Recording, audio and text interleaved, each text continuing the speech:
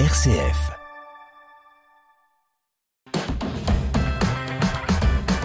RCF. Vitamine C, Christopher Fausten.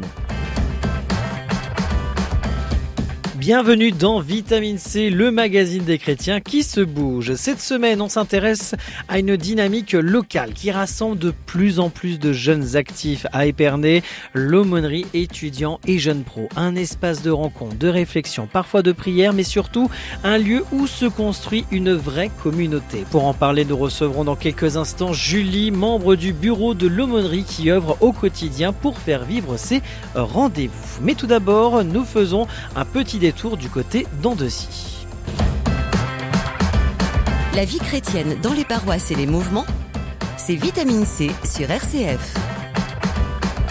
C'est une page qui se tourne à l'abbaye d'Andecy. Dans un communiqué publié ce mardi, le diocèse de Châlons annonce avec regret la décision de l'œuvre d'Orient de mettre fin à sa présence sur le site.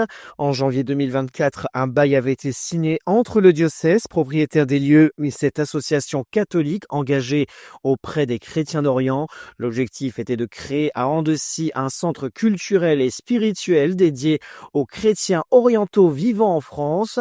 Après un temps d'expérimentation, l'œuvre d'Orient a toutefois choisi de ne pas poursuivre l'aventure. L'évêque de Châlons, Monseigneur Franck Javary, revient sur les raisons de cette décision. On avait convenu d'une période d'essai de 2 ans et le résultat a été jugé difficile pour différentes raisons, l'éloignement du lieu, le déplacement à faire et finalement c'est les gens qui étaient visés, c'est-à-dire ces chrétiens d'Orient résidant en France qui finalement ne sont guère venus. Donc, au bout de 2 ans, l'œuvre d'Orient a jeté l'éponge, ce que nous comprenons, et donc n'ont pas donné suite à ce contrat qui était en cours un contrat partiel, un contrat temporaire. Le bail liant le diocèse de Châlons et l'œuvre d'Orient prendra officiellement fin à l'été 2026. D'ici là, le diocèse se met d'ores et déjà en quête d'un nouveau partenaire pour imaginer l'avenir de l'abbaye d'Andecy. Partenaire catholique pour un projet catholique sur le site d'Andecy, qui pourrait être dans différentes directions, accueil spirituel, formation, écologie chrétienne, mouvement de jeunesse et encore d'autres réalités. Voilà, donc un peu tout azimut, par la presse catholique, par les réseaux, par nos propres contacts, nous faisons connaître d'abord la beauté du lieu, son intérêt, son équipement, ses capacités. Et puis voilà, nous espérons, on se donne 1 an pour trouver une institution catholique avec un beau projet avec qui nous pourrons donc avoir un partenariat. Monseigneur Franck Javary au micro de RCF Cœur de Champagne. Vitamine C, l'actualité des chrétiens et les chrétiens qui font l'actualité. Julie, bonjour. Bonjour. Merci d'être avec nous. Julie, pouvez-vous dans un premier temps nous présenter l'aumônerie d'Épernay ? Bien sûr. Alors moi, je suis trésorière de l'aumônerie d'Épernay, qui s'appelle les Sparnassins. Et donc le but de cette aumônerie, c'est de se retrouver entre jeunes, à peu près tous les mois, et de parler d'un thème différent. Ça peut être un thème qui est vraiment lié, on va dire, à la liturgie, mais c'est aussi parfois des thèmes qui sont un peu plus contemporains et qu'on puisse, en tant que chrétiens, comprendre quelle est la position de l'Église sur ce thème et en parler entre nous. Ça peut même parfois donner lieu à des débats. Et donc, vous êtes combien de jeunes réunis tous les mois, tous les trimestres, toutes les semaines ? Donc, on se réunit 1 fois par mois. Oui. Et en général, on est une dizaine de personnes qui viennent. Une dizaine de personnes, donc, tous les mois, qui se trouvent au même endroit ou vous changez de lieu dans l'espace missionnaire du Vignoble ? Alors, on se retrouve toujours au même endroit, au presbytère d'Épernay. Ce qui est assez pratique puisque la plupart des jeunes viennent aussi des villages alentours, donc au moins Épernay est un peu le point central. Le point central, voilà, de l'espace missionnaire. Alors pour vous, vous le disiez, vous êtes trésorière. Quel est votre rôle concrètement quand on est trésorier de cette structure ? Ça permet de faire des petites sorties en équipe durant l'année ? Oui, c'est ça. Donc tout au long de l'année, on organise des lavages de voitures, mais aussi des ventes de gâteaux, dans le but de financer nos différents pèlerinages. notamment le pèlerinage à Lourdes qui se fait chaque année pour ceux qui veulent. Et donc le but c'est que pour les gens qui veulent partir, ils viennent donc aider pour laver des voitures ou vendre des gâteaux.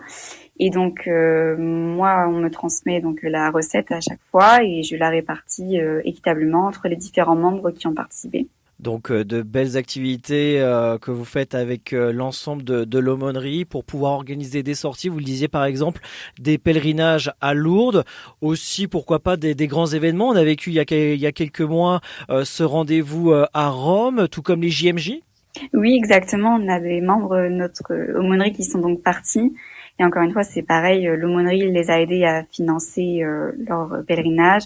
Et on a également eu des dons de certains membres de notre église qui ont financé un peu une partie de leur pèlerinage. Alors Julie, on va se concentrer désormais sur ce fameux rendez-vous mensuel que vous organisez à Épernay avec ces jeunes, hein, vous êtes une dizaine chaque mois. Quel type d'activité ou de rencontres proposez-vous aux étudiants et jeunes pros ? Alors nos rencontres, elles se déroulent à peu près de la même façon à chaque fois. On commence par se retrouver vers 19h45 afin de partager un repas entre nous, de prendre des nouvelles de chacun puisque au fur et à mesure des années, on est devenus tous amis. Ensuite, on organise un topo qui est organisé donc par le père Grégoire en général, mais parfois on organise aussi des topos qu'on appelle participatifs où le but c'est que chacun qui est présent puisse présenter un petit exposé entre guillemets. Par exemple, la dernière fois, on a fait un topo participatif sur les personnages de la Bible. Et donc, chacun s'était vu attribuer un personnage et l'avait présenté pendant 5 minutes à tout le monde. Ensuite, on fait toujours un temps de prière. Et on organise aussi des petites activités un peu plus ludiques, donc notamment des jeux. Donc, par exemple, on fait parfois des petits quiz. Ou une année, notre présidente avait réussi à créer un jeu de société sur le thème de Noël.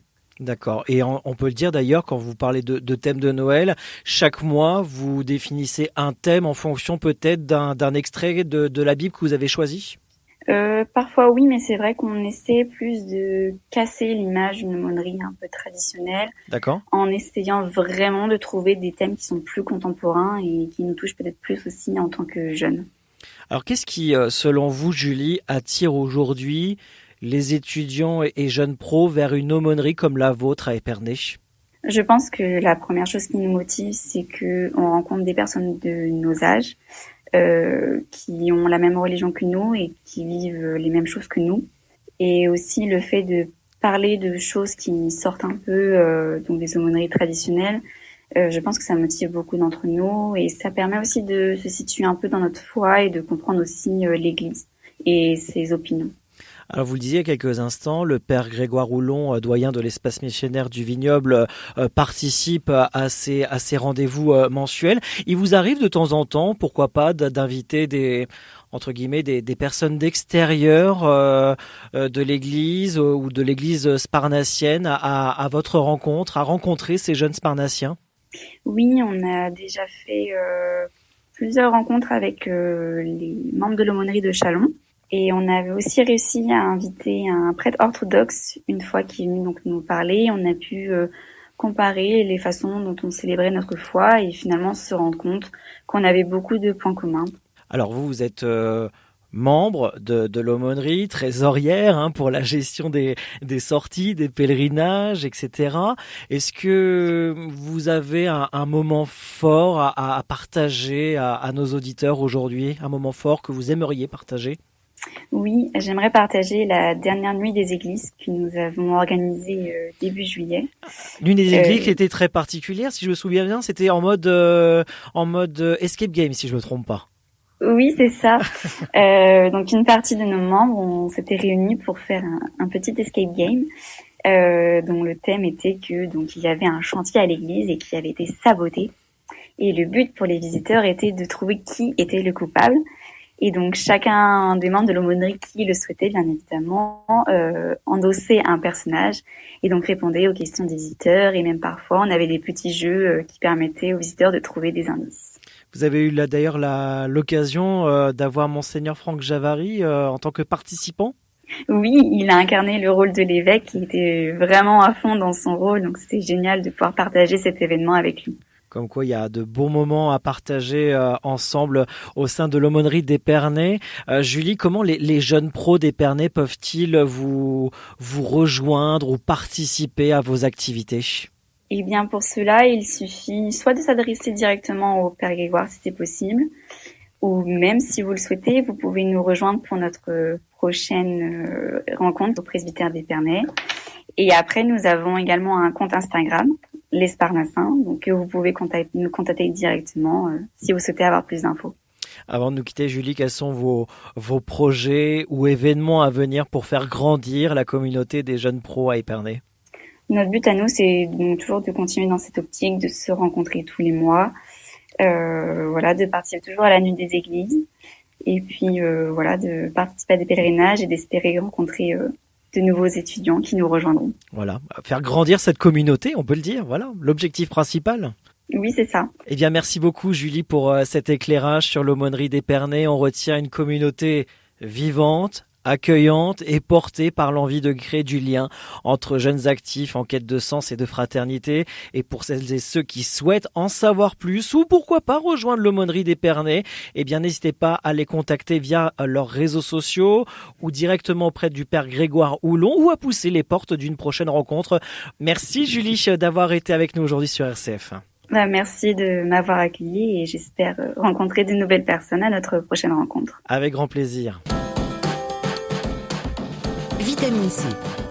Avant de nous quitter, le diocèse de Châlons lance les inscriptions pour le pèlerinage diocésain à Lourdes, un temps fort de foi et de fraternité, entre prières, célébrations, partage et accompagnement des personnes malades au cœur d'un grand lieu marial. Infos et réservations sur le site du diocèse de Châlons. De plus, dernières heures pour s'inscrire à 24 heures pour Dieu, un temps fort pour les confirmants et catéchumènes collégiens et lycéens qui seront baptisés en 2026. Rendez-vous du 7 au 8 février au sanctuaire Notre-Dame de l'Épine, 24 heures pour prier, se rencontrer et avancer dans la foi. Inscription ouverte jusqu'au 1er février sur le site du diocèse de Châlons, chalon.catholique.fr. Et un mot sur les 3 congrégations religieuses des espaces missionnaires Châlons et Champagne Nord et Sud qui invitent le 2 février à l'Eucharistie, présidée par Monseigneur Franck Javary. Ce sera à 18h30 à la chapelle Saint-Joseph. Fin de ce magazine Vitamine C. Merci de nous avoir suivis, de votre fidélité. Très bonne fin de semaine à tous. Vitamine C, RCF.